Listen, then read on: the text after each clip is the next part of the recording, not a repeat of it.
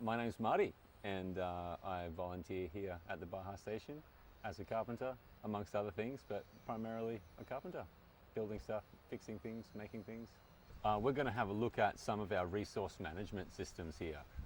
Living out here poses some very interesting problems, resource scarcity being the biggest one, the lack of water, the lack of building materials, and then waste management, what's to do with waste, particularly food waste and human waste, and grey water, all of our water waste. This is a process of building the plane while we're flying it. So today I'm going to walk you around and show you a few of the systems that we've implemented and talk a little bit about how they work and the vision for the future. I feel strangely equipped for being here in this kind of environment and working in this sort of context. I really enjoy creating things that are functional and even beautiful with waste materials, and that's all we have available here. This is our workshop, and this has been a sort of work in progress, and it's still a work in progress, but everything that you can see here is salvaged and recycled materials. But this is where the magic happens, this little humble workshop. And it's my first attempt at a composting toilet. Hilariously low tech. Obviously, flushing toilets require water, and water is very scarce here. If we can process our human waste in a way that is not so water intense, then that's going to be of great benefit. So that's exactly what this does. So this little device in the middle separates poo-poo and pee-pee, and that's necessary for the composting process.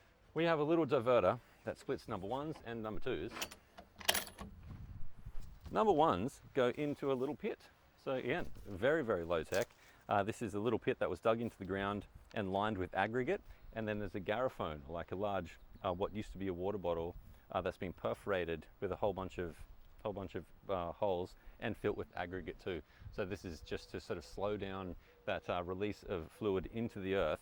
There's just a big old bucket, and that catches all the solid waste, and after a deposit, a person who has just made that deposit puts a little sprinkle of sawdust on there, and that helps to absorb moisture, suppress odor, and aid the composting sort of process.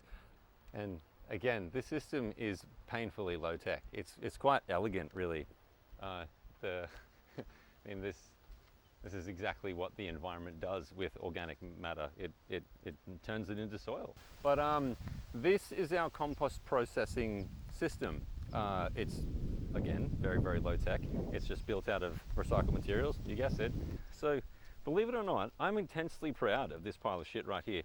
2 months ago, this was food waste, and now it's turning into, like a growth medium that we could use to grow things, and maybe even food.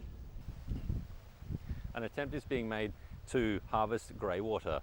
All the water that we use for showering, for washing up, for all of the above needs to go somewhere.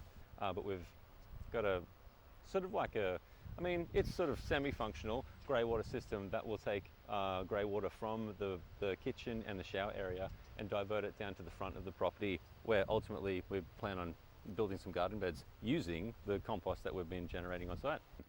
And this janky little pipe down here is enough to get grey water from where we're preparing food down here, provide moisture for what will one day be a garden bed. And even just using the neglect method, melons have started to pop up out of the ground. Nice melons. My eyes are up here. Let's see how they go.